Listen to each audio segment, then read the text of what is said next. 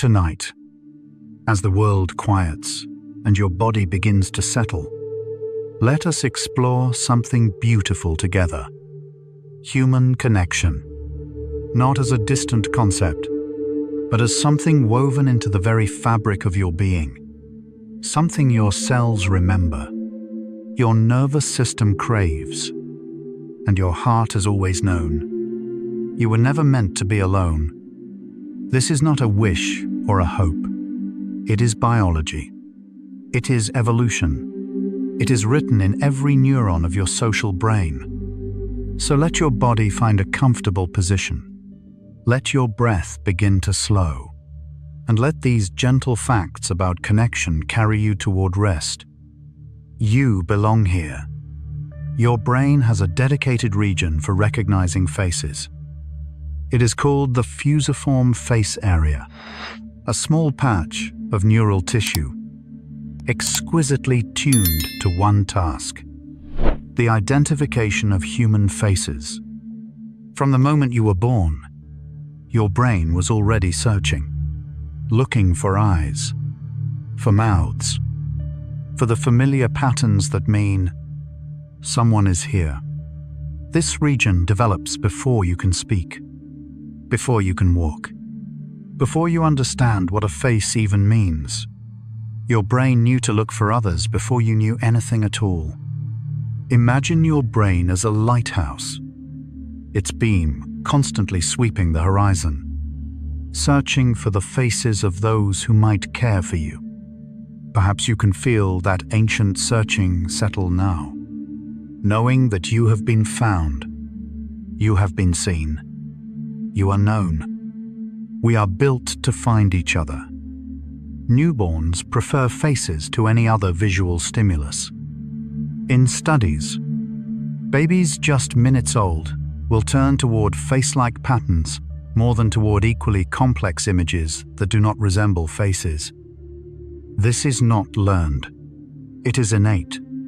Before the world has taught them anything, babies already know. Faces matter. Some researchers believe this preference is so strong because survival depends on it. A newborn who can find a caregiver's face is a newborn who can find food, warmth, and protection. Think of every baby who has ever gazed upward, seeking eyes. That seeking is you too, still alive somewhere inside. Perhaps your eyes can rest now, having found what they were looking for. Over and over, throughout your life, we begin by looking for each other. Eye contact triggers a cascade of neurochemical events. When you meet someone's gaze, your brain releases oxytocin, the bonding hormone. Dopamine levels shift. The vagus nerve activates. Heart rates begin to synchronize. All of this happens in milliseconds, below the level of conscious awareness. Your body responds to another's eyes before your mind has time to think. This is why eye contact can feel so powerful, so intimate. It is not just seeing, it is connecting, body to body, nervous system to nervous system.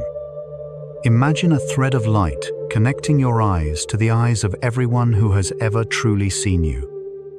Perhaps you can feel those connections now, soft and warm, even in the darkness. We speak to each other through our eyes. Oxytocin is sometimes called the love hormone. It surges during childbirth, helping mothers bond with their newborns. It rises during breastfeeding, during hugging, during moments of trust and intimacy. But oxytocin does more than create feelings of love. It reduces cortisol, the stress hormone. It calms the amygdala, the brain's fear center. It literally makes the body feel safer. When you feel connected to others, your biology changes. Stress hormones decrease. Calm increases. The body enters a state of rest and restoration. Think of oxytocin as a warm wave washing through your body whenever you are held, whenever you are close, whenever you are loved. Perhaps that wave can move through you now, softening everything it touches. Connection is chemistry.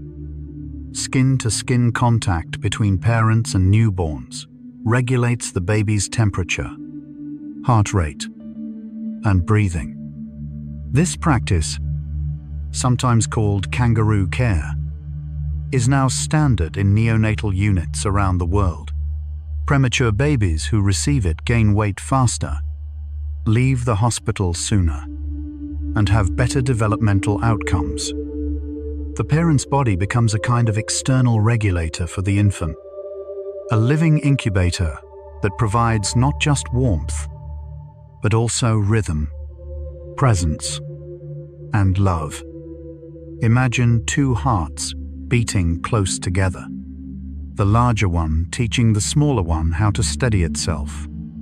Perhaps your own heart can find that steady rhythm now, as if resting against someone who loves you. We regulate each other. Hugging for 20 seconds or more releases significant amounts of oxytocin. Brief hugs, the kind we give in passing, do not trigger the same response. The body needs time to recognize safety, to let down its guard, to open. 20 seconds may not sound long, but in a hug, it is an eternity. It requires trust. It requires presence. It requires both people to stop and simply be together. Those who receive longer hugs report feeling more connected, more supported, more loved. The duration matters because the body is listening. Think of your body as a vessel that fills slowly with warmth when it is held. The longer the embrace, the more it can receive. Perhaps you can imagine being held now, for as long as you need. We heal in each other's arms.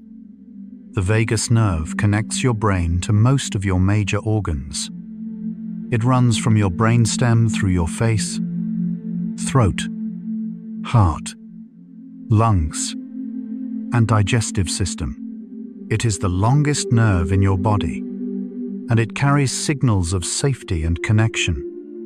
When the vagus nerve is activated by social connection, your heart slows, your breathing deepens, your digestion improves. Your body enters what scientists call the rest and digest state.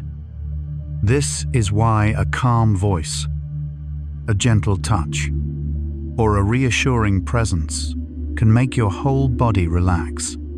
The vagus nerve is listening, and it responds to connection. Imagine this nerve as a river of calm flowing through your body, fed by every moment of genuine connection. Perhaps that river can flow freely now, carrying tension away. We are wired for peace. Loneliness is processed in the same brain region as physical pain. Neuroscientists have discovered that the anterior cingulate cortex, which responds to physical injuries, also activates during social rejection and isolation. This is why loneliness hurts. Not metaphorically, but literally. The brain does not distinguish clearly between a broken bone and a broken connection. Evolution may have designed us this way to ensure we stay together. Pain motivates action. If being alone hurt, our ancestors were more likely to seek out others, to stay in groups, to survive. Think of loneliness as a signal, not a flaw. Your body telling you what it needs. Perhaps you can honor that signal tonight, knowing that seeking connection is not weakness. It is wisdom. We are meant to belong. People with strong social connections live longer. Studies following thousands of people over decades have found that social connection is a better predictor of longevity than smoking, obesity, or lack of exercise. Those with close relationships have lower rates of heart disease, stronger immune systems, and faster recovery from illness. Connection is not just pleasant, it is protective. Researchers believe this is because social bonds reduce chronic stress, which is a primary driver of disease. When we feel connected, our bodies can rest, repair, and heal. Imagine every friendship, every loved one, every moment of true connection as a gift of time. Perhaps you can feel grateful for those gifts now, each one adding days to your life. Love lengthens life. Social isolation is associated with a 45% increased risk of mortality. This statistic emerged from a meta-analysis of over 3 million participants across dozens of studies. Loneliness is not just unpleasant, it is dangerous. The effect is comparable to smoking 15 cigarettes a day, yet we rarely talk about loneliness as a public health crisis, even though it quietly affects millions. The good news is that connection can be cultivated. Small interactions, brief conversations, moments of genuine presence, all of them count. The body does not need constant company. It needs enough. Think of connection as nutrition for the soul. Regular, small doses keep you healthy. Perhaps you can trust that you have enough, or can find enough, one conversation at a time. We need each other to survive. The hormone cortisol decreases when we are in the presence of trusted others. Cortisol is released during stress. It sharpens focus and prepares the body for action. But when it stays elevated too long, it damages tissues, weakens immunity, and disrupts sleep.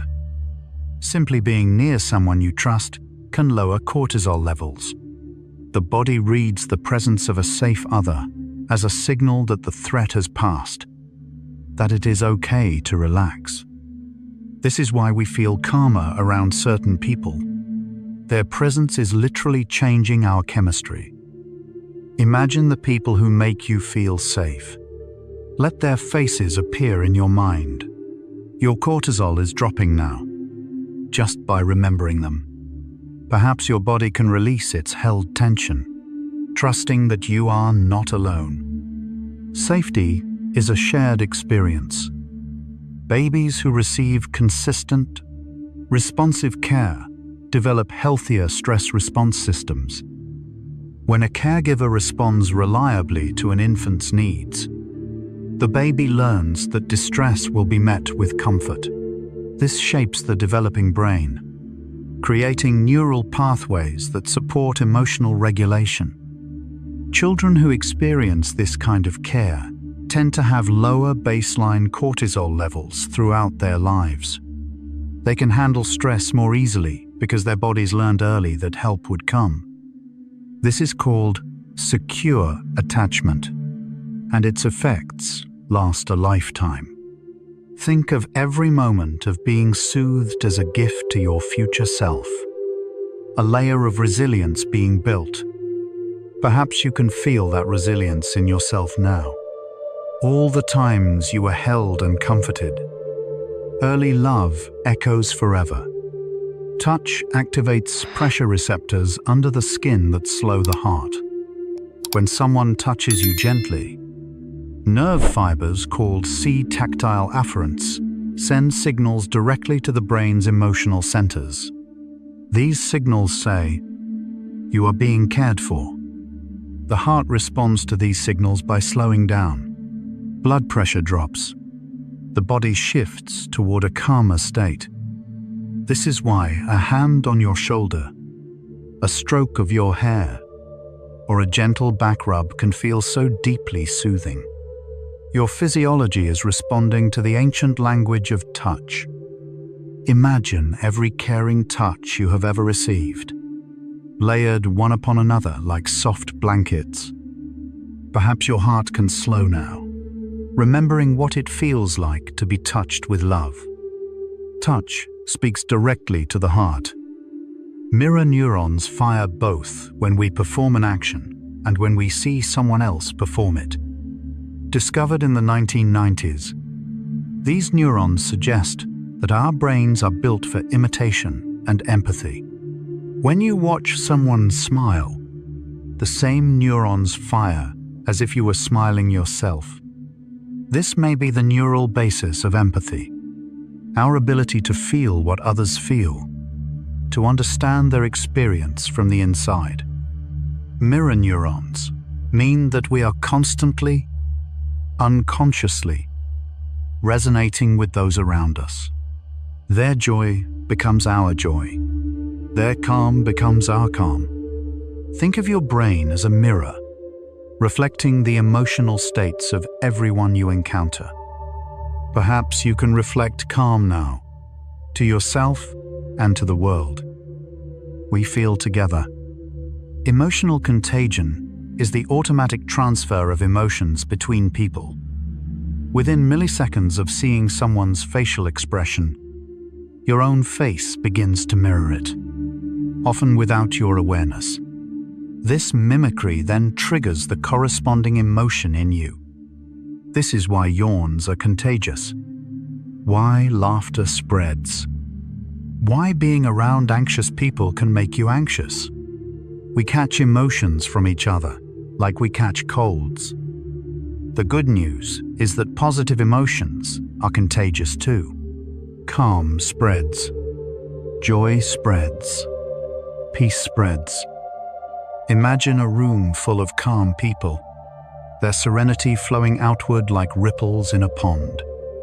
Perhaps you can let yourself be infected by calm now, wherever it exists in your life. Emotions travel between us. We unconsciously synchronize our movements with people we feel connected to. When walking with a friend, your footsteps tend to align. When having a good conversation, your gestures begin to match. This happens without intention, below the level of awareness. Researchers call this behavioral synchrony, and it appears to strengthen social bonds. The more we move together, the more connected we feel. This may be why dancing, marching, and even rocking together in rocking chairs increase feelings of affiliation. Our bodies know how to connect through movement. Think of all the times you have fallen into step with someone. Your body's finding a shared rhythm without trying. Perhaps your body can find a gentle rhythm now, as if moving in harmony with everyone who loves you. We align without trying. Couples who have been together for years often show synchronized heart rate variability. Heart rate variability is the tiny fluctuation between heartbeats, a measure of nervous system health. In long-term couples, these variations begin to mirror each other. This synchronization is strongest when couples are physically close and emotionally attuned. Their hearts literally beat in related patterns, as if conversing in a language of rhythm. Some researchers believe this physiological alignment is both a cause and effect of relationship quality. The more attuned we are, the more our bodies align. Imagine two hearts, over years of togetherness, learning to speak the same subtle language. Perhaps your heart can rest now in its own steady rhythm, connected to all the hearts that have beaten beside it. Hearts learn to speak together. Group singing releases endorphins and creates feelings of social bonding. When people sing together in choirs, their breathing aligns, their hearts synchronize, and endorphins flood their systems. The experience creates a natural high that strengthens group cohesion. This may explain why singing has been part of human ritual for as long as we have records. Religious services, work songs, lullabies. They all harness the bonding power of shared vocalization. You do not have to be a good singer to benefit. The act of joining voices is what matters. Think of every lullaby that has ever been sung, every anthem, every campfire song, all of them weaving people together. Perhaps you can hear a distant melody now, carrying you toward rest. We bond through shared song. Stories create neural synchrony between teller and listener. When someone tells a story and another person listens, their brain activity begins to align. The same regions light up in the same patterns, as if the listener's brain is tracing the path of the teller's. This neural coupling is strongest when the listener is fully engaged and when the story is emotionally resonant. Good stories do not just inform, they connect. This may be why storytelling is universal. Every culture has stories, because stories are how we share experience, how we build common ground, how we understand each other. Imagine your brain as a receiver, tuning into the frequency of every story you have ever heard. Perhaps you can let this story carry you now. Our minds aligned in the quiet dark. Stories connect our minds. The simple act of being listened to activates reward centers in the brain. When someone truly listens to us, with attention and without judgment, our brains release dopamine. We feel validated, seen, valued. This is why good listeners are so rare and so treasured. They give us something our brains crave, the experience of being truly heard. Interestingly, the listener also benefits. Listening activates empathy circuits and can create feelings of connection and meaning. Think of the best listeners in your life. Let yourself feel grateful for the gift of their attention. Perhaps you can feel listened to now. In the quiet of this moment, being heard is a form of love. Voice pitch naturally changes when we speak to those we love. Studies have found that people unconsciously raise the pitch of their voice when speaking to romantic partners or close friends. This higher pitch signals warmth and affection. Parents use a similar pattern when speaking to infants, a sing-song quality that researchers call parentese. Babies respond more to this altered speech than to normal adult conversation. Our voices carry information about our relationships, encoded in frequencies we do not consciously control. Imagine all the voices that have spoken to you with love, their tones shaped by affection. Perhaps you can hear those warm frequencies now, echoing in your memory. Love has a sound. Physical proximity to others reduces fear responses in the brain. Neuroimaging studies have shown that the presence of another person, especially a trusted one, decreases activity in the amygdala, the brain's alarm system. This effect is called social buffering. The mere presence of another body signals to your brain that you are not facing danger alone, which reduces the fear response. This may explain why children want company when they are scared, and why adults often feel braver with a friend nearby. We are genuinely less afraid when we are together. Think of fear as a fire that burns lower when others are present. Their company like water on the flames. Perhaps your fears can quiet now, knowing that you are held in the thoughts of those who love you. We are braver together. The scent of a loved one can lower cortisol levels. In one study, women who smelled their partner's worn shirt showed reduced stress responses compared to those who smelled a stranger's shirt or no shirt at all. The effect worked even when the partner was not present. The scent alone was enough to signal safety to the nervous system. Our sense of smell is closely linked to memory and emotion. The familiar scent of someone we love carries associations of comfort, safety, and home. Imagine the scent of someone who makes you feel safe. Perhaps it is still in your memory, still capable of soothing you. Perhaps comfort can reach you through memory now, through all the senses. Love has a scent.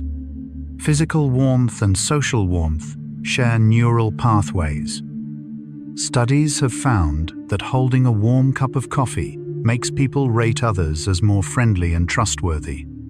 Being in a warm room increases feelings of social connection. This overlap suggests that the experience of physical warmth and the experience of social warmth are intertwined in the brain. We may use one to substitute for the other. This is why a warm bath can feel comforting when we are lonely, and why we call close relationships warm. The metaphor is more than metaphor. Think of warmth spreading through your body now. Physical and social warmth merging into one soft glow. Perhaps you can feel held by that warmth as you drift towards sleep. Warmth connects us. Our brains are so social that we attribute minds to non-human things. We talk to our cars, apologize to furniture we bump into, and feel sad when robots are mistreated. This tendency to see minds everywhere is called anthropomorphism. It may be a side effect of having brains so finely tuned for social interaction. We are so ready to connect that we see connection possibilities everywhere. This is not a bug. It is a feature. Our social brains help us survive by finding allies, understanding intentions, and building communities. Imagine your brain as a connection-seeking device, always looking for someone to relate to. Perhaps that seeking can rest now, knowing that you have found your people, your place, your belonging. We see friends everywhere. The mere presence of a phone, even face down, reduces the quality of conversation. Studies have found that when a smartphone is visible during a conversation, both participants report feeling less connected, less trust, and less empathy. The phone does not have to ring or vibrate. Its presence alone is enough to divide attention, to signal that something else might be more important. This research reminds us how precious undivided attention is. When we put away our devices and truly focus on another person, we give them a rare gift. Think of attention as a form of love, given freely when we choose to be fully present. Perhaps your attention can rest now, free from the pull of other things. Presence is the greatest gift. People can detect genuine smiles from fake ones with remarkable accuracy. Genuine smiles, called Duchenne smiles, involve not just the mouth but also the muscles around the eyes. These smiles are almost impossible to fake convincingly. Our brains are so attuned to reading faces that we pick up on the difference, often without knowing how. We simply sense when a smile is real. This ability helps us navigate social situations, identifying who is trustworthy, who is pleased to see us, who genuinely cares. Imagine all the genuine smiles that have been directed at you, each one a tiny gift of authenticity. Perhaps a real smile can form on your face now, soft and unforced. We recognize real warmth. Nostalgia, once considered a disorder, is now known to increase feelings of social connection. When we engage in nostalgic reverie, remembering meaningful moments from our past, we feel more connected to others, more optimistic about the future, and more certain that our lives have meaning. Nostalgia often involves other people, memories of times spent together, relationships that mattered, By revisiting these memories, we reconnect with the social bonds that shaped us. This makes nostalgia a powerful tool for combating loneliness. The past can provide connection when the present feels empty. Think of a cherished memory now. Let it fill you with warmth. Those connections still live inside you. Perhaps nostalgia can be your companion tonight, carrying you toward rest. Memory keeps us connected. Rocking motions, like those in a rocking chair, have been shown to improve sleep and memory. Studies have found that gentle rocking helps people fall asleep faster, sleep more deeply, and consolidate memories more effectively. This may be because rocking mimics the sensations of being held and moved by a caregiver. The rhythmic motion signals safety to the nervous system. Most of us were rocked as infants. The memory of that soothing movement may be stored deep in our bodies, available whenever we need it. Imagine yourself being gently rocked, held and moved by invisible arms. Perhaps that gentle motion can carry you now into sleep. We remember being held. Weighted blankets, which simulate the pressure of being held, can reduce anxiety. The deep pressure from a weighted blanket activates the parasympathetic nervous system, the branch responsible for rest and relaxation. This is similar to the calming effect of a firm hug.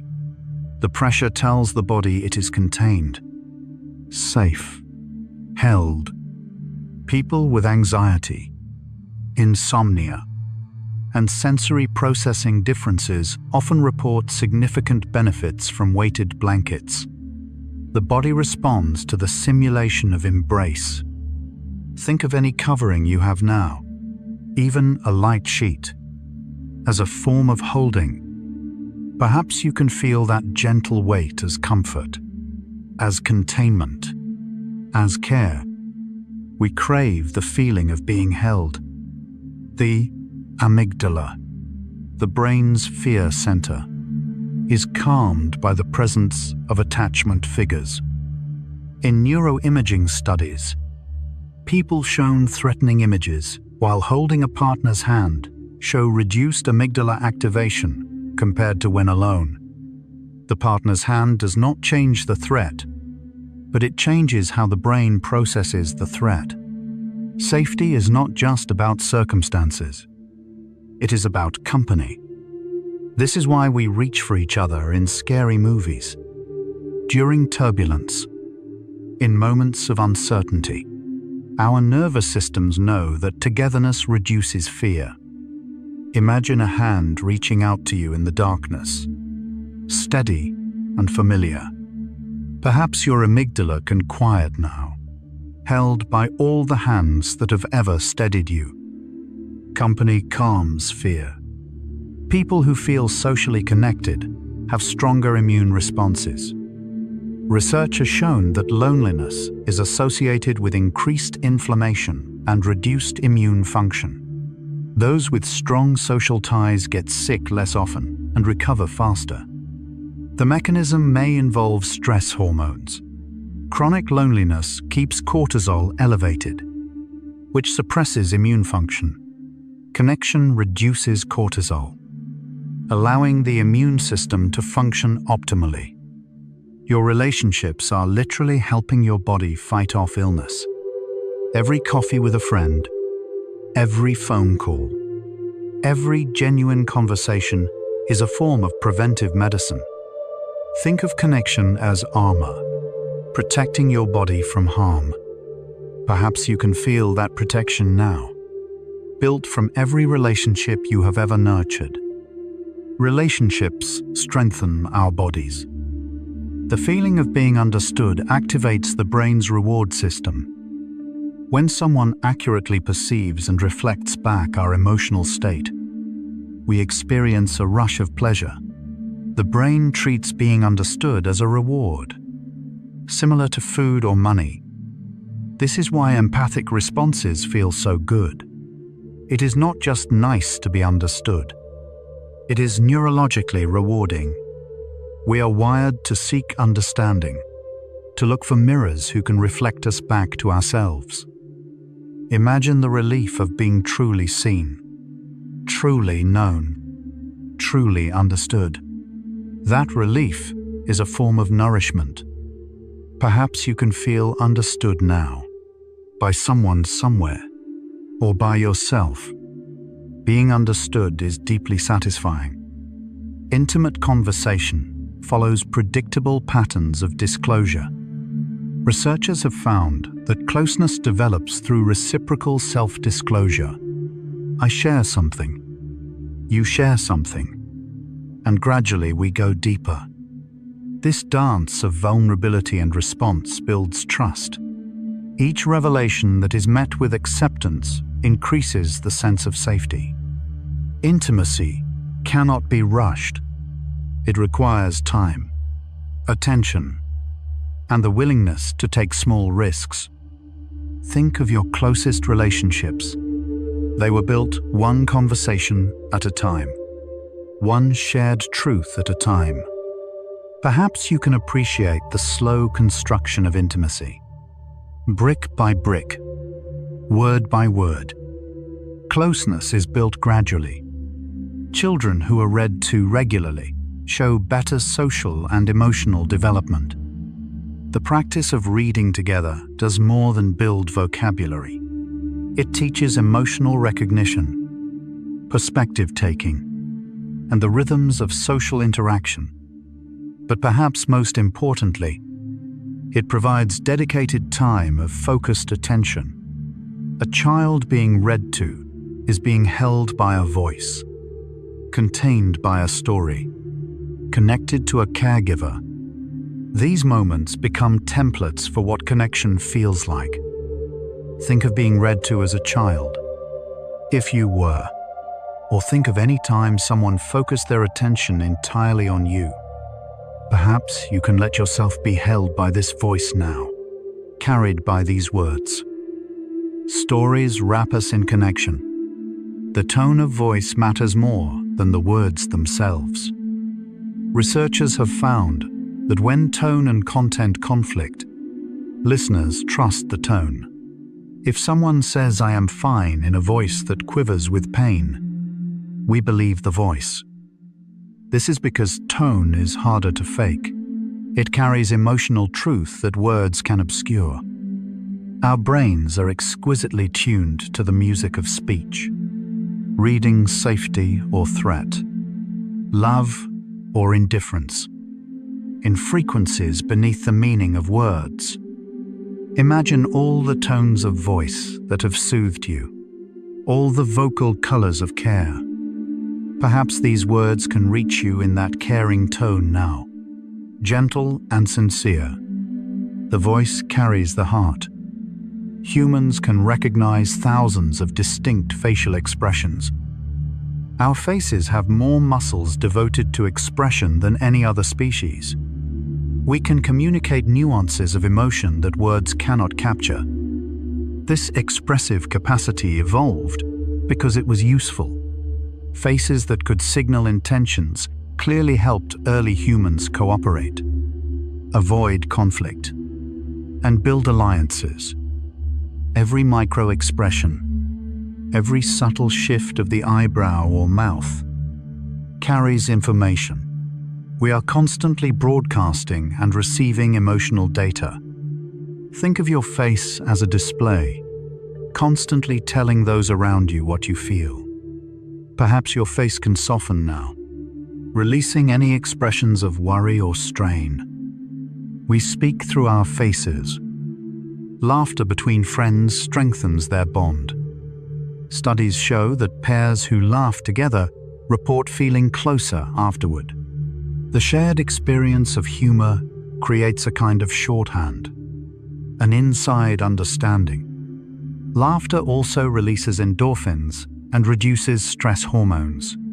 When we laugh with others, we are not just having fun, we are bonding at a chemical level. This may be why so many relationships are sustained by humor. The couple who laughs together stays together. Think of someone who makes you laugh. Let the memory of that laughter bubble up. Perhaps a smile can form now, even in the quiet dark. Shared laughter binds us. The brain processes rejection in about 1/5 of a second, long before we consciously understand we have been excluded. The brain has already registered the social threat. Neural alarms sound. Stress hormones release. This rapid response suggests how important social acceptance is to survival. The brain treats rejection as an emergency. But just as the brain responds quickly to rejection, it responds quickly to acceptance.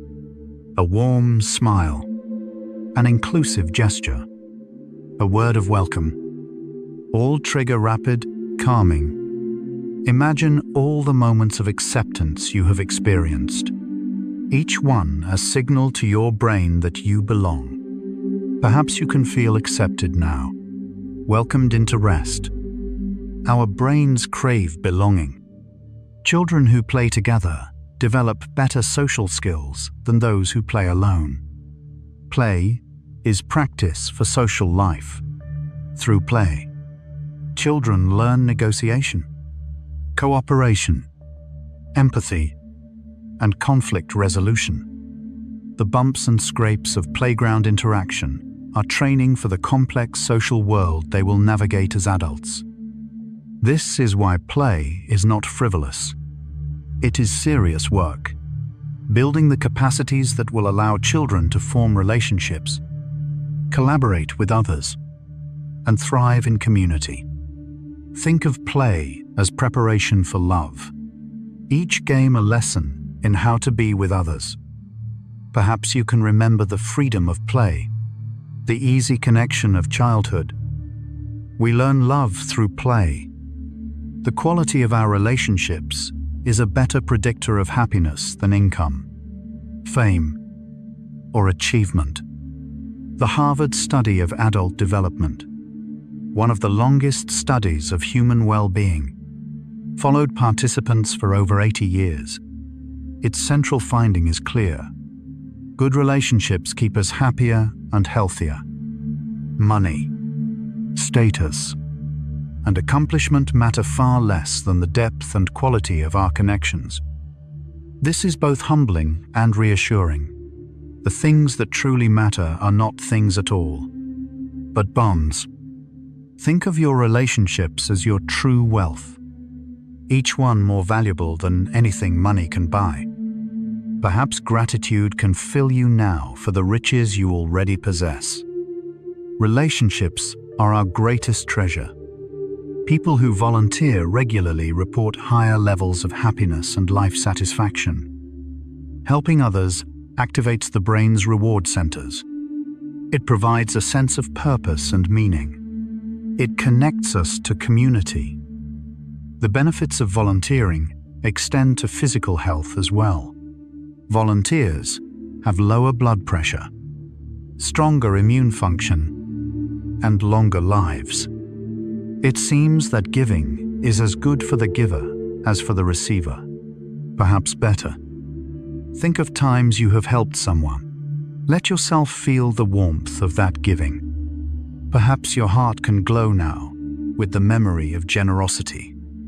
Giving connects us. Romantic love activates the same brain regions as addiction. Brain scans of people newly in love show increased activity in the dopamine-rich reward centers, similar to the pattern seen in addiction. This may explain the obsessive quality of new love, the constant thinking about the beloved, the craving to be together. But unlike substance addiction, love addiction often leads to positive outcomes. The intense bond of early love can mature into the steady warmth of long-term partnership. Imagine love as a healthy addiction, one that enriches rather than depletes. Perhaps you can feel that warm pull toward those you love, a gentle tether in the darkness. Love captivates us. Long-term couples often develop similar immune systems. Studies have found that partners who live together for many years show increasing similarity in their immune profiles. Their bodies adapt to each other. This may happen through shared exposure to microbes, aligned stress responses, and synchronized routines. It suggests that intimacy is not just emotional but biological. We literally become more alike the longer we are together. Think of long partnership as a slow merging, two lives becoming intertwined at the cellular level. Perhaps you can feel the depth of that merging in your closest relationships. We grow into each other. Dogs have evolved to read human emotions better than any other species. Thousands of years of domestication have created animals exquisitely tuned to human facial expressions, tone of voice, and emotional states. Dogs can tell when we are happy, sad, or anxious. They respond to our emotions with their own, providing comfort during distress and sharing our joy. The bond between humans and dogs may activate similar neural pathways to human-human bonds. We are social creatures, and dogs have learned to join our social world. Think of any animal whose companionship has comforted you. That connection was real. Perhaps you can feel accompanied by all creatures who have shared your life. Companionship takes many forms. Infants, deprived of touch, fail to thrive, even if all other needs are met. Studies of orphanages with high child-to-caregiver ratios found that infants who received adequate food and shelter but minimal human contact showed developmental delays and higher mortality. Touch is not a luxury for humans. It is a necessity. Without it, the body does not develop properly. This research led to changes in how we care for institutionalized children, recognizing that human contact is as essential as nutrition. Imagine every touch you have received as nourishment, feeding something deep inside you. Perhaps you can feel nourished now by all the caring touch of your life. Touch is a basic need. People in hospitals heal faster when they have a view of nature or receive visits from loved ones. Studies have found that patients with windows overlooking trees need less pain medication and leave the hospital sooner than those facing brick walls. Similarly, patients who receive regular visits from friends and family show better outcomes. The presence of loved ones accelerates healing. Connection to both nature and other humans seems to support the body's recovery processes. Think of healing as a communal act, supported by everything that connects us to life. Perhaps you can feel that healing support around you now. We heal better together. The sound of a loved one's voice can reduce pain perception. In studies, hearing a romantic partner's voice during a painful procedure reduced subjective pain ratings and physiological stress markers. The voice alone, without physical presence, was enough to provide comfort. This suggests that connection operates through multiple channels. Even when we cannot be physically present, our voices can reach out and soothe. Imagine the voices of those who love you, speaking comfort in your memory. Perhaps you can hear them now, gently saying that everything is okay. Voices carry comfort across distance. Grandparents who spend time with grandchildren live longer. Studies have found that grandparents who provide regular care for grandchildren have lower mortality rates than those who do not. The caregiving role provides purpose, social connection, and physical activity. It keeps grandparents engaged with life. But the benefit flows both ways. Children who spend time with grandparents show better emotional regulation and a stronger sense of family identity. Think of the generations in your family, the chain of care stretching backward and forward in time. Perhaps you can feel part of that chain now, giving and receiving across generations.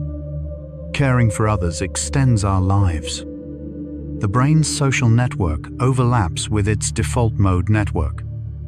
When scientists study what the brain does at rest, between tasks, they find it thinking about social things, remembering interactions, imagining conversations, considering relationships. This suggests that social thinking is not something we do when prompted. It is what we do when we are not doing anything else. Social cognition is our brain's default setting. We are, at our core, social beings. Our brains are wired to think about others, even when alone. Imagine your resting brain as a social space, populated by everyone you have ever known. Perhaps you can rest in that space now, surrounded by friendly presences. Social thinking is our default. The Japanese concept of ame describes the comfort of depending on another's kindness. In Japanese culture, there is a word that has no direct English translation. Ame refers to the sweet feeling of being able to depend on someone's benevolence, of allowing yourself to be cared for without shame. It captures something essential about human connection: the relief of not having to be strong, the comfort of trusting that another will catch you. Psychologists have noted that cultures with words for this experience tend to value interdependence more openly. The language itself gives permission to need. Imagine a child resting in a parent's arms, completely trusting, completely at ease. That is ame, and it does not have to end with childhood. Perhaps your body can soften now into that kind of trust, even if only with the darkness around you. You are allowed to be held. In many cultures, sitting in silence together is considered deep friendship. Not all connection requires words. In some traditions, the highest form of companionship is the ability to be silent together without discomfort. The Finnish concept of being comfortable with silence, the Japanese appreciation for ma, or meaningful space, the Native American practice of quiet presence, all point to something profound. True connection does not need to be filled. Researchers have found that couples who can sit comfortably in silence report higher relationship satisfaction. The silence itself becomes a kind of communication. Think of silence as a room where two people can rest together. No performance required. Perhaps the silence around you now can feel like company, gentle and undemanding. Sometimes the deepest presence asks nothing of you at all. Presence alone can regulate another person's nervous system. You do not have to say anything to help someone feel calm. Simply being present, physically near, emotionally available, can shift another person's physiology. This happens through subtle cues: the rhythm of your breathing, the steadiness of your posture, the calm in your voice. The other person's nervous system picks up on these signals and begins to mirror them. It is a form of communication that happens below the level of words. Body to body, heart to heart. Imagine your calm as a stone dropped into a pond, the ripples spreading outward to touch everything nearby. Perhaps you can feel yourself settling now, your own presence becoming a gift to yourself. Being calm is a kind of generosity. This is called co-regulation, two bodies calming each other. Co-regulation is the process by which one nervous system helps stabilize another. It is most visible between parent and infant, but it continues throughout life. When you sit with someone who is anxious, your calm presence can help them settle. When someone holds you during distress, their steadiness becomes a template for your own. Neuroscientists describe this as the social engagement system, a network of nerves and muscles that allows us to send and receive signals of safety. Think of co-regulation as a dance where both partners help each other find the rhythm. Perhaps your breath can slow now, finding its own steady rhythm in the quiet. You have been both the one who calms and the one who is calmed. A parent's calm presence can soothe a child's racing heart. When children are frightened or upset, the most powerful intervention is often simply a calm adult. Studies show that a parent's regulated nervous system acts as an external regulator for the child, helping their heart rate slow and their breathing deepen. This is why panic in a parent often escalates a child's distress, while calm presence has the opposite effect. The child's nervous system is still developing, still learning how to return to baseline. The parent provides the template.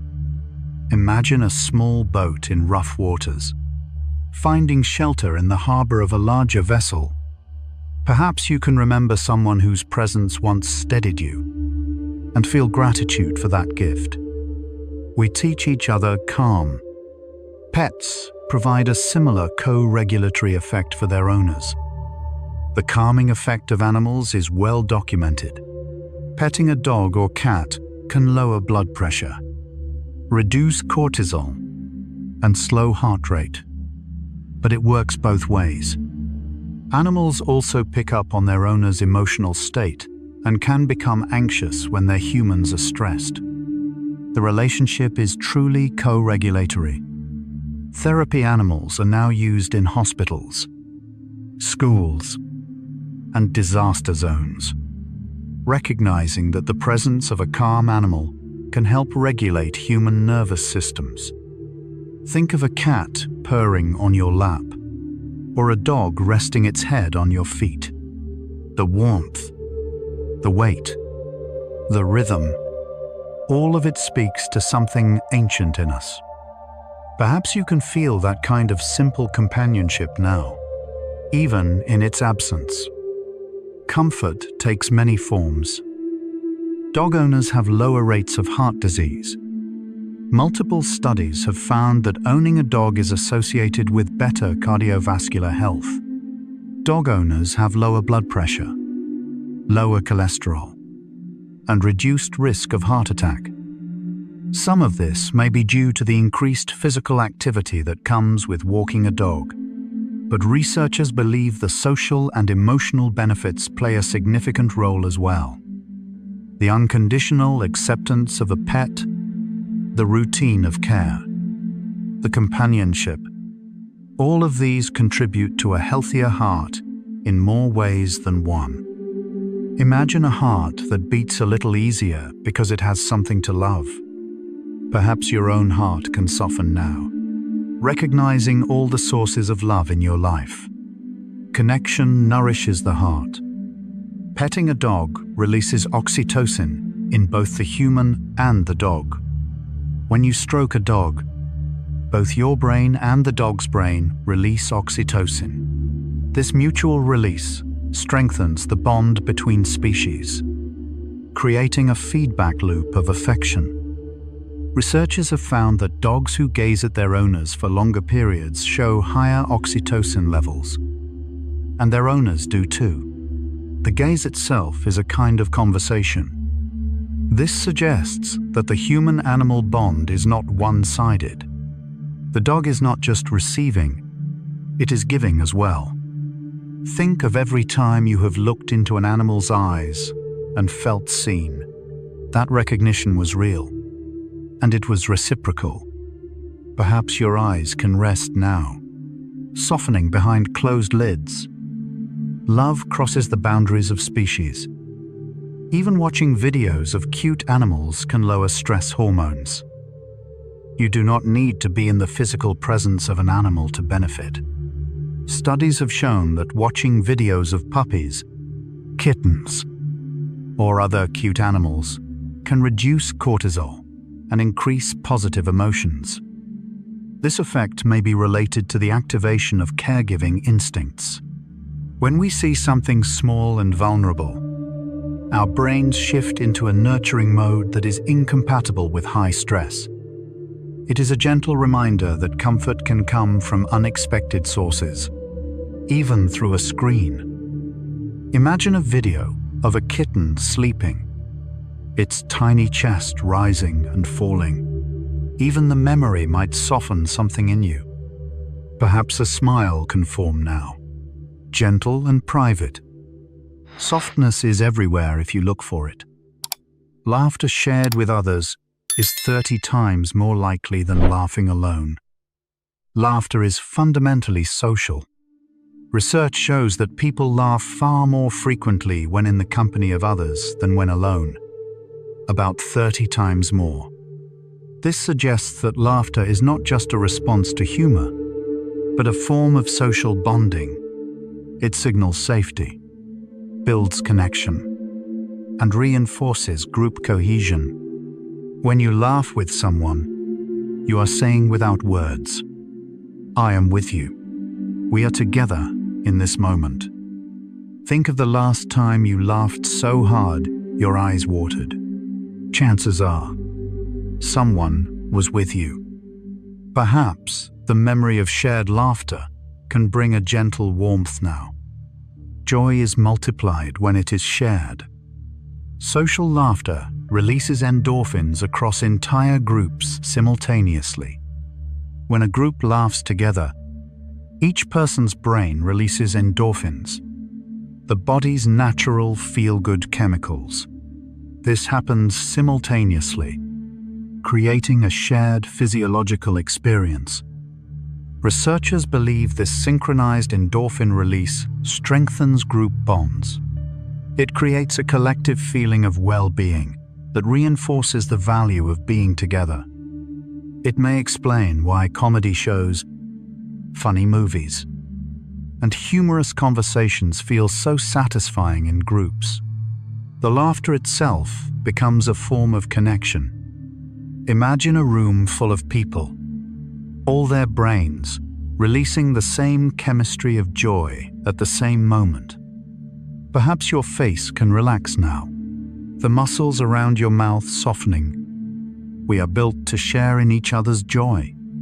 Choir singers synchronize their heartbeats during songs.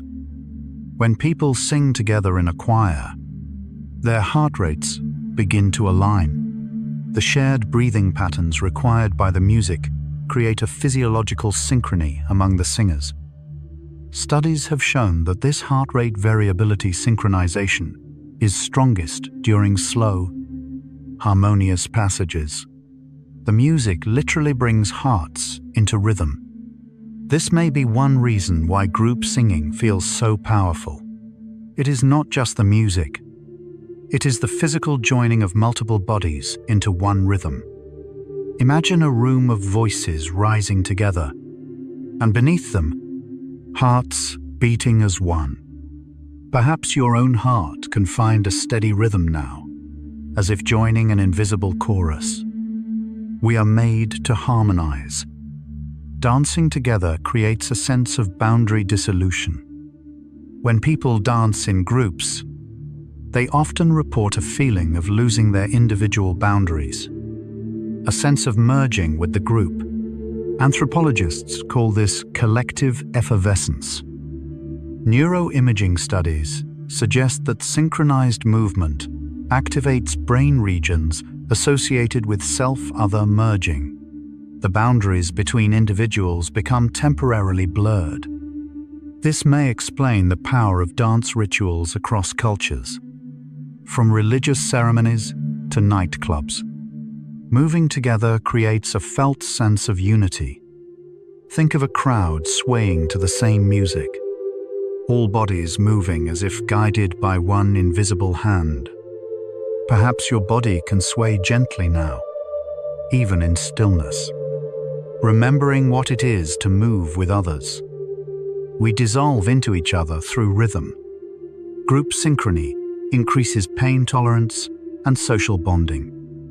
Studies have shown that people who move in synchrony with others can tolerate more pain afterward.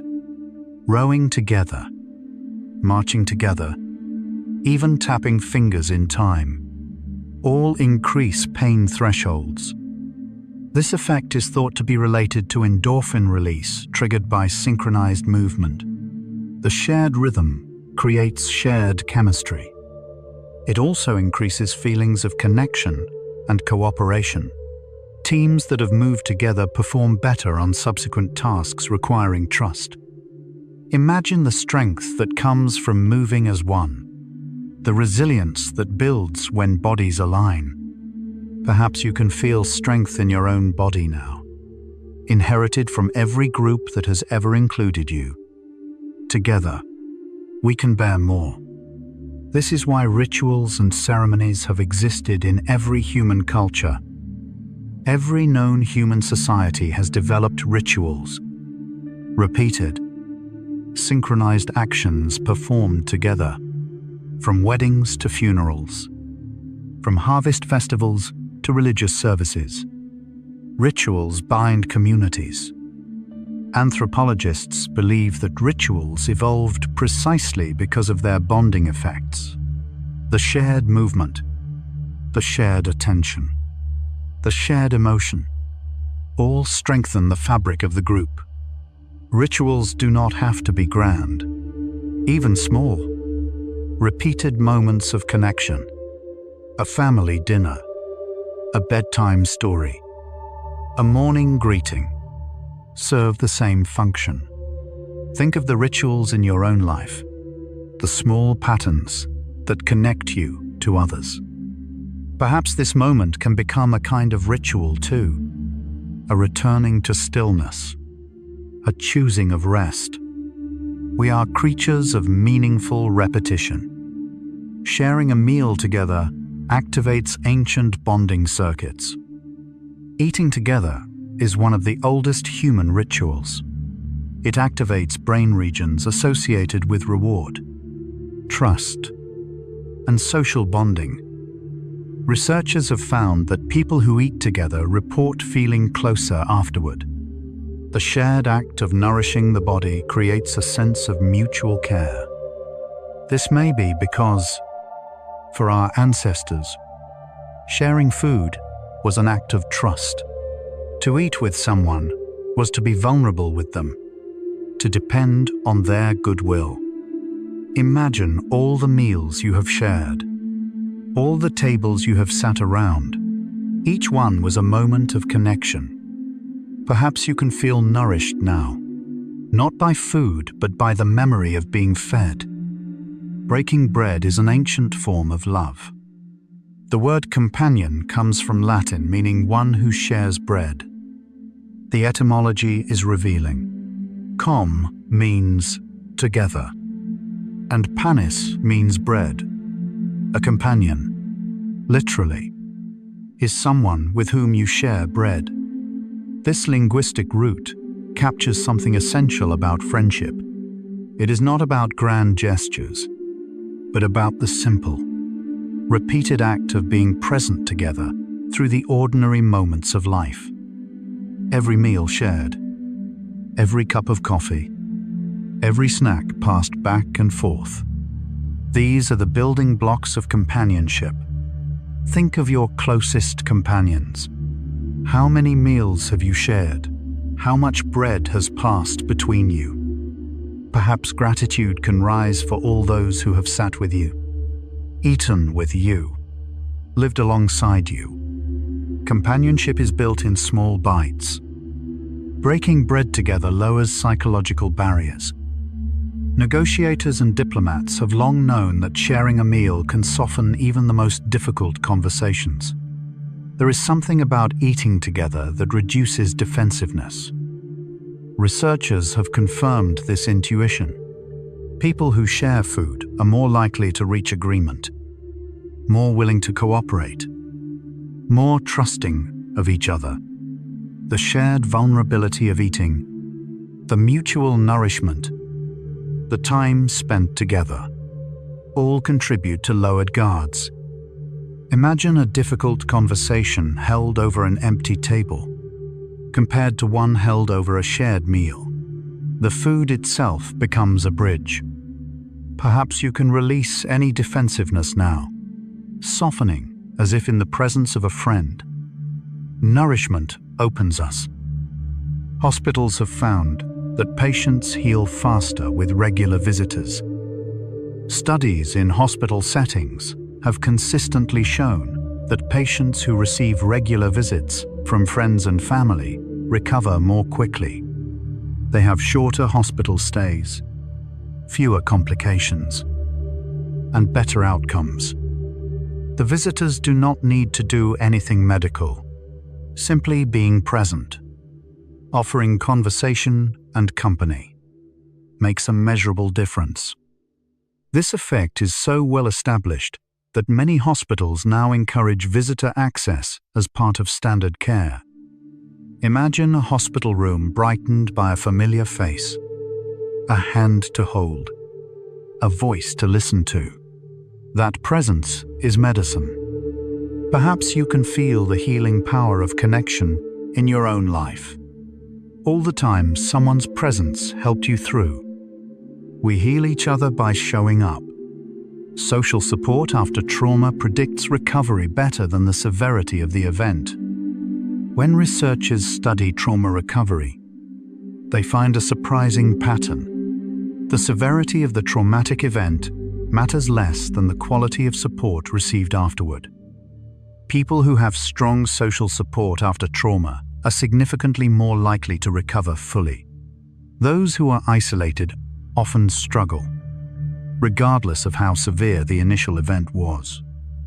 This does not minimize trauma, but it highlights the extraordinary power of human connection to heal what has been broken. Think of support as a net that catches us after we fall. The height of the fall matters less than the strength of the net.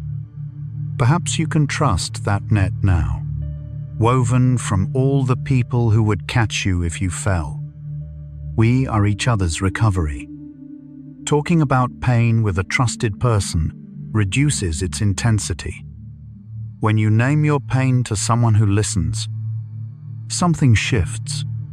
Research shows that verbalizing emotional pain in the presence of a supportive other actually reduces its neurological intensity.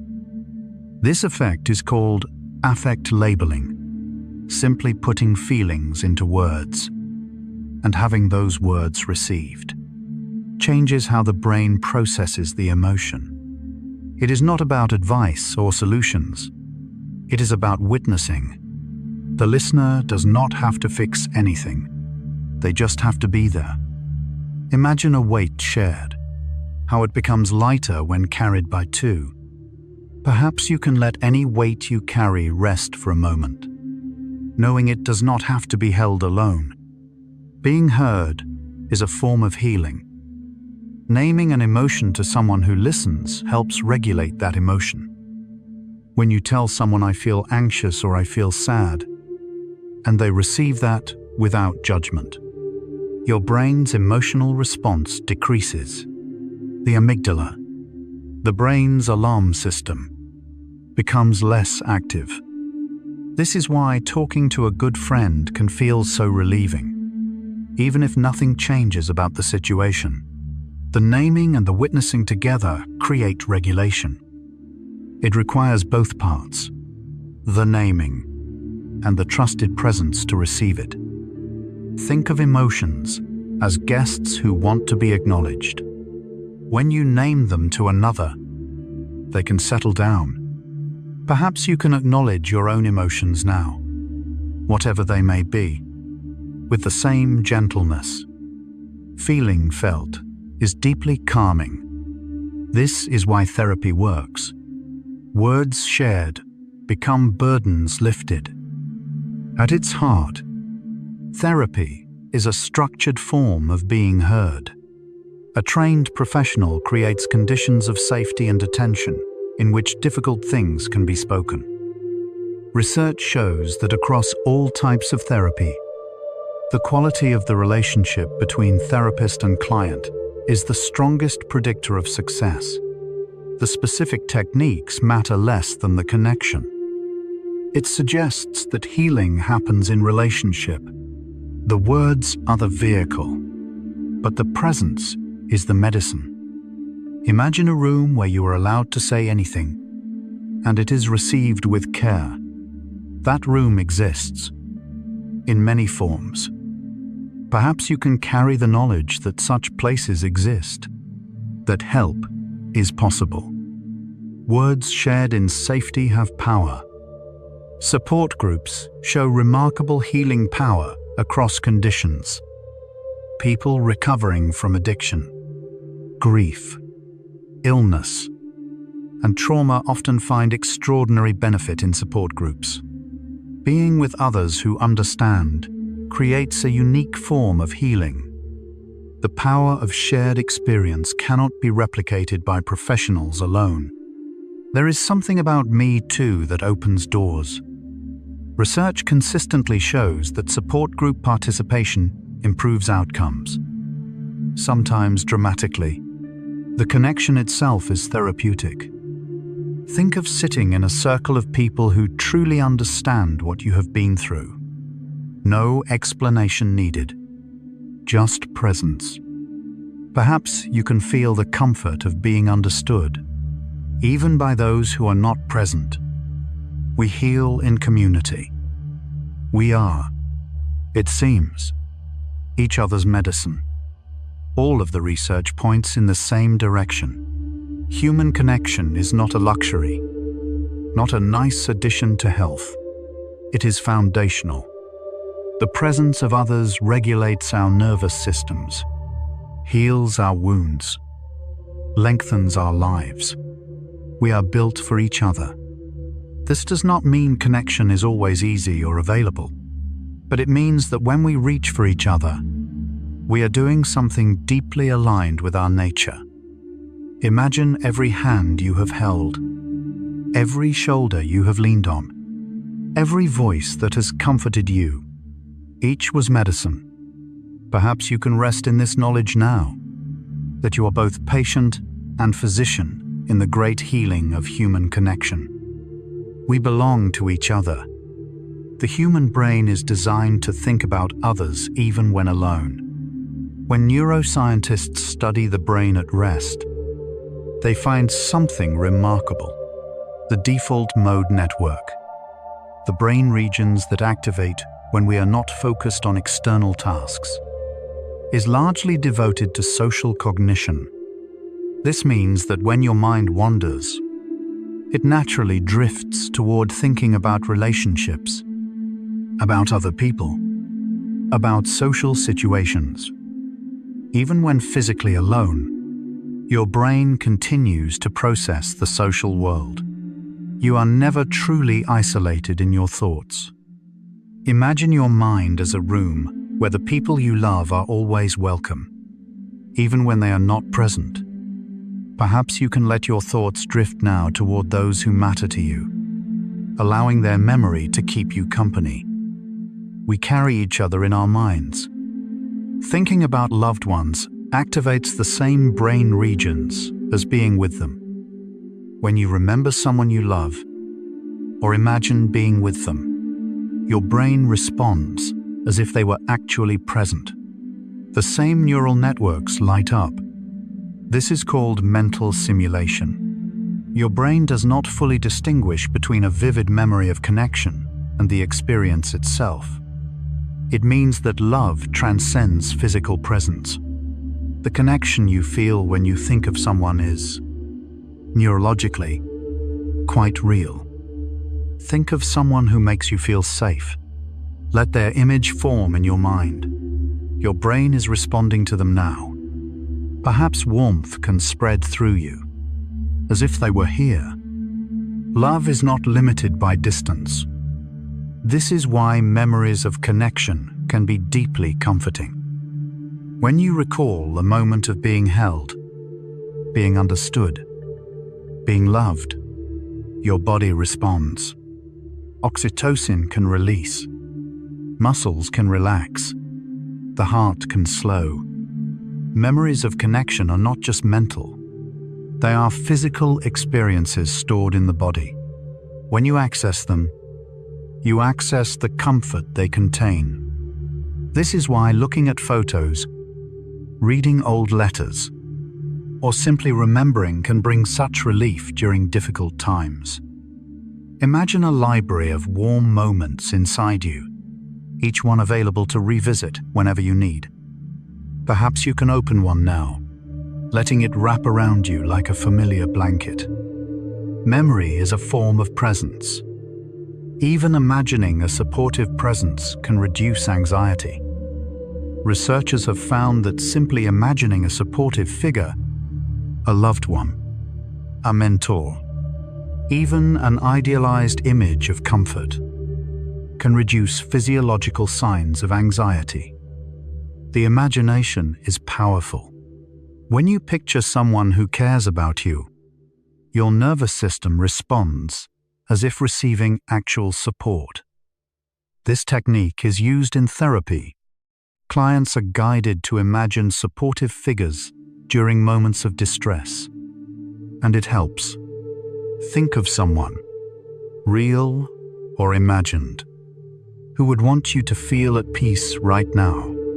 Let them stand beside you in your mind. Perhaps you can feel their support, even if they are not physically here. Imagined presence has real power. Secure attachment in childhood creates internal working models of love. When children experience consistent, loving care, they develop what psychologists call internal working models, mental templates of what relationships look like. These templates persist into adulthood. They shape expectations, behaviors, and the capacity to both give and receive love. But here is the hopeful part. These models can be updated. New experiences of love can gradually revise old templates, creating new possibilities for connection. Imagine your mind as containing blueprints for love, some drawn in childhood, some revised over the years. Each loving relationship adds new lines. Perhaps you can appreciate all the ways you have learned to love, and all the learning still to come. We are always being shaped by connection. Even one secure relationship can buffer the effects of difficult experiences. Research on resilience shows that a single secure relationship with a parent, a grandparent, a teacher, a friend, can protect against the effects of adversity. One person who sees you, believes in you, and consistently shows up can make the difference between struggling and thriving. This is the power of the secure base. From it, we find the courage to explore the world, knowing someone is there to return to. Think of the people who have been that secure base for you. Even one is enough to change everything. Perhaps gratitude can rise for that anchor, that steady presence in your life. One connection can save us. Connection does not require perfection. Rupture and repair strengthen bonds. No relationship is without conflict, but research shows that what matters is not the absence of rupture, but the presence of repair. When disconnection happens and is then mended, the relationship often becomes stronger. The repair proves that the bond can survive difficulty. This is called rupture and repair, and it is essential to secure attachment. It teaches that love is resilient, that mistakes can be forgiven, that relationships can withstand storms. Imagine a fabric that grows stronger where it has been mended. Each repair adds threads. Perhaps you can release any need for perfection in your connections, trusting in the power of repair. Love grows through healing. Forgiveness releases both the forgiver and the forgiven. Neuroscience has shown that holding on to resentment keeps the body in a state of chronic stress. Cortisol remains elevated. The heart works harder. Sleep suffers. Forgiveness, when it comes, releases this physiological burden. Studies show that people who forgive have lower blood pressure, better immune function, and longer lives. This does not mean forgiveness is easy or always possible, but when it is, it heals the forgiver as much as the forgiven. Imagine resentment as a stone you have been carrying. Forgiveness is setting it down. Perhaps there is something you can begin to release tonight, even a little. Letting go is a gift to yourself. Gratitude strengthens relationships and improves health. Expressing gratitude to others strengthens the bond between you. It signals that you see them, value them, appreciate what they do. But gratitude also benefits the one who feels it. Studies consistently show that grateful people have better physical health, better sleep, and greater well-being. It may be because gratitude shifts attention from what is lacking to what is present. It reorients the mind toward abundance. Think of 3 things you are grateful for right now. Let them rest in your awareness. Perhaps gratitude can be your companion as you drift towards sleep. Thankfulness is a form of connection. Kindness is contagious. Witnessing it inspires more of it. When people witness acts of kindness, they are more likely to be kind themselves. Researchers call this moral elevation, the uplifting feeling that comes from seeing goodness in others. It creates a ripple effect. One act of kindness can inspire another, which inspires another still. The chain can extend far beyond the original act. This suggests that kindness is not just a personal virtue, but a social force. When you are kind, you are seeding kindness in others. Imagine a pebble of kindness dropped into a pond, the ripples spreading outward without end. Perhaps you can recall a kindness you witnessed or received, and let it warm you now. Goodness multiplies. Small acts of kindness have measurable effects on the brain. When you perform an act of kindness, even a small one, your brain releases dopamine and serotonin. This creates what researchers call the helper's high. The effect is not just emotional. Kindness reduces inflammation, lowers blood pressure, and may even slow aging at the cellular level. It seems the body is designed to reward generosity. When you give, you receive something in return, not as a transaction, but as a natural consequence. Think of a small kindness you offered recently. Let yourself feel good about it. Perhaps your body can relax into the knowledge that kindness is its own medicine. Giving heals the giver. Volunteering is associated with lower mortality rates. Studies following thousands of people over decades have found that those who volunteer regularly live longer than those who do not, even after controlling for health and socioeconomic factors. The act of helping others seems to protect the helper. It provides meaning, social connection, and a sense of purpose, all of which contribute to longevity. It is as if the universe rewards generosity with time. Imagine all the ways you have helped others, seen and unseen. Each act was an investment in your own well-being. Perhaps you can feel proud of the help you have given and open to giving more. Service extends life. Older adults who stay socially engaged show slower cognitive decline. Social engagement appears to protect the aging brain. Studies show that seniors who maintain active social lives have better memory, faster processing speed, and reduced risk of dementia. Conversation, companionship, and connection all exercise the brain. They require attention, empathy, and cognitive flexibility. It suggests that relationships are not just emotionally important, but cognitively protective. The brain needs others to stay sharp. Imagine every conversation as a workout for the mind, every friendship as a guardian of memory.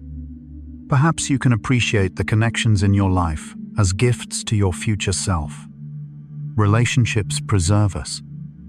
Intergenerational relationships benefit both young and old. When younger and older people spend time together, both benefit. Older adults report greater sense of purpose and reduced depression. Younger people gain wisdom, perspective, and emotional security.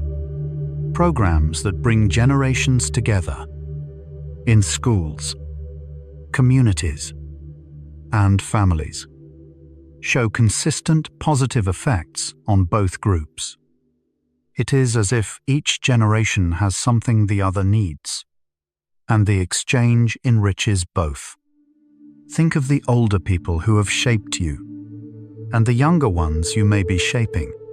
Each connection is a bridge across time.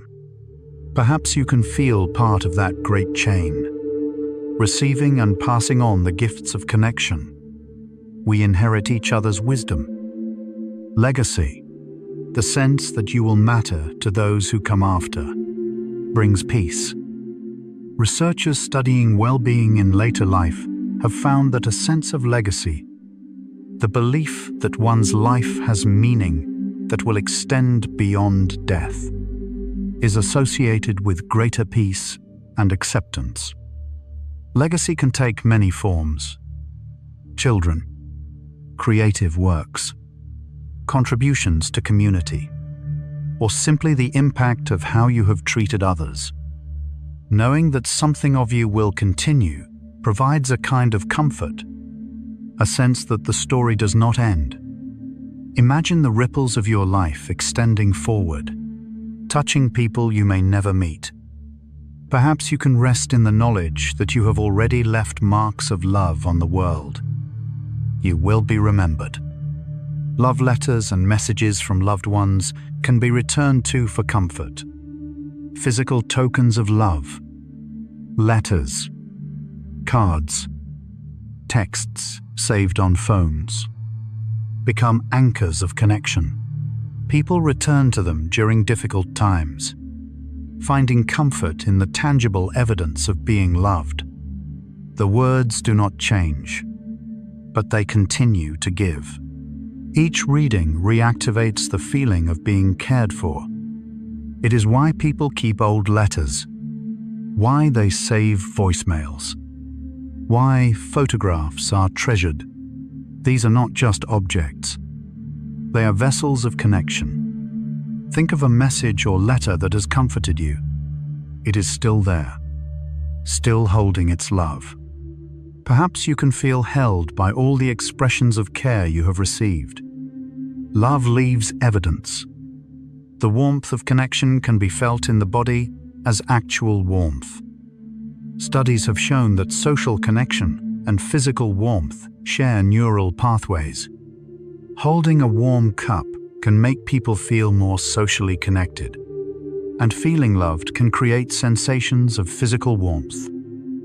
The metaphors we use: warm feelings, a warm welcome, warmth in the heart, are not just figures of speech.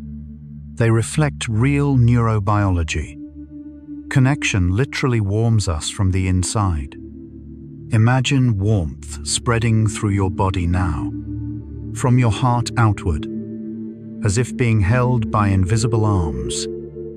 Perhaps your hands and feet can warm, your chest can soften, your whole body can glow with remembered connection. Love is warmth. Holding hands with a loved one reduces physical pain. Research has shown that holding hands with a romantic partner reduces the brain's response to pain. The presence of the loved one acts as an analgesic. This effect is strongest when the relationship is high quality and when there is emotional synchrony between the partners. It suggests that love is not just emotional support, but physical protection. The touch of someone who loves you changes how your body processes hurt. Imagine a hand in yours, steady and warm. Even the memory can ease something. Perhaps your hands can rest now, holding nothing but the air, and still feel held. Connection numbs pain. The presence of loved ones during medical procedures improves outcomes. Patients who have family or friends present during medical procedures experience less pain, less anxiety, and faster recovery. The presence matters, independent of what the visitors do. Hospitals have increasingly recognized this, allowing family members into spaces that were once restricted. The evidence is clear. Connection heals.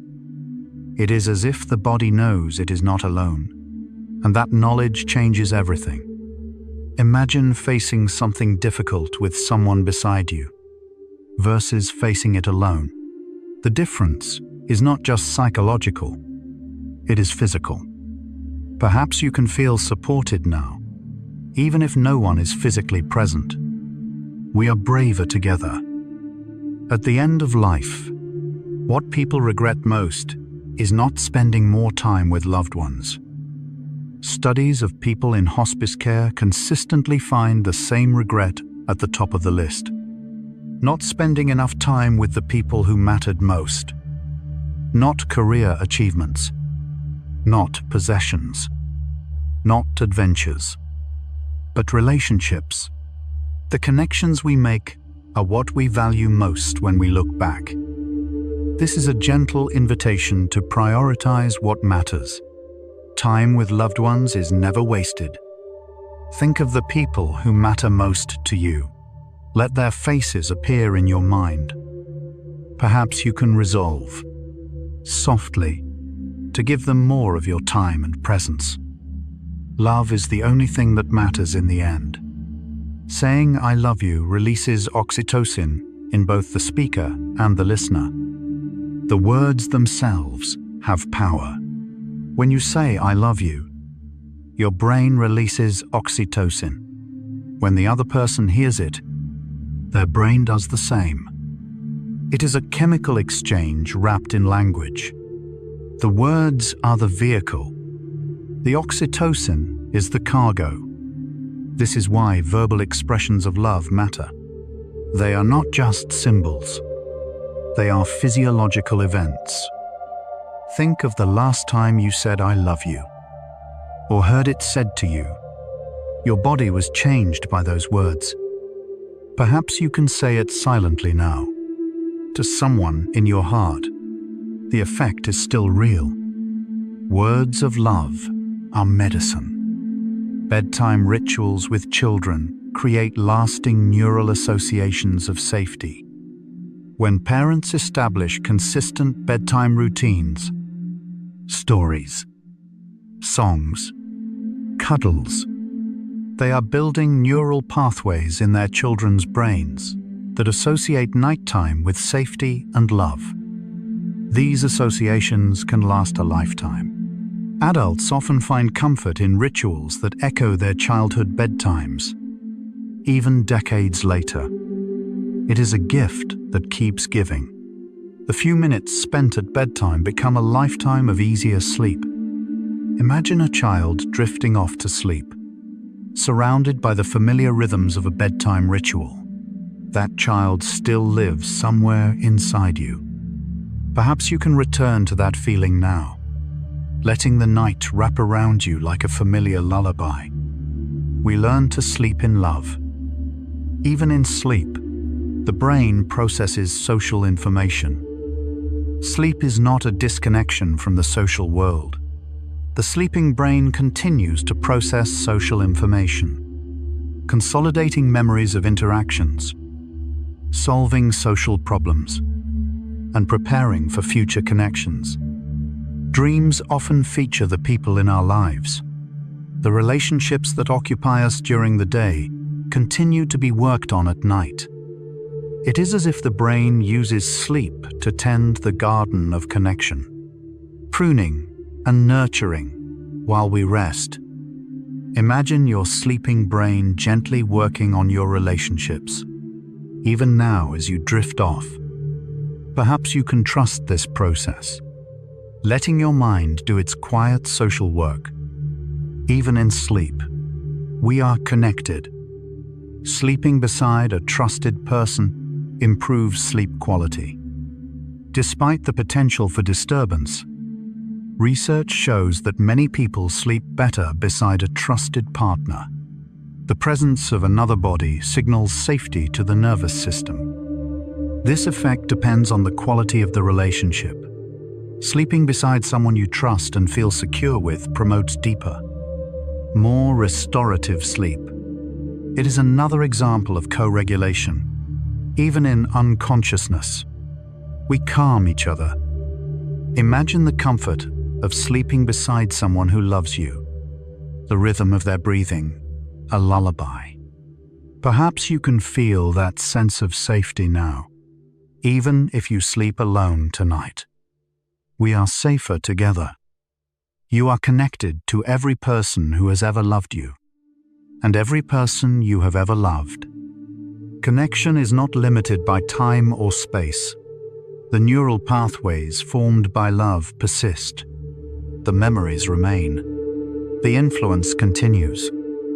Every person who has loved you has left a mark on your brain, and every person you have loved carries a piece of you within them. This web of connection extends backward through all who came before, and forward to all who will come after. You are never alone. You are part of something vast. Imagine yourself as a single thread in an enormous tapestry of human connection, woven together with billions of others across time. You belong here. You have always belonged. And now, as sleep approaches, you can rest in that belonging. You have journeyed through 100 gentle facts about human connection. You have learned that your brain is wired for belonging, that your body responds to the presence of others, that loneliness is a signal calling you home.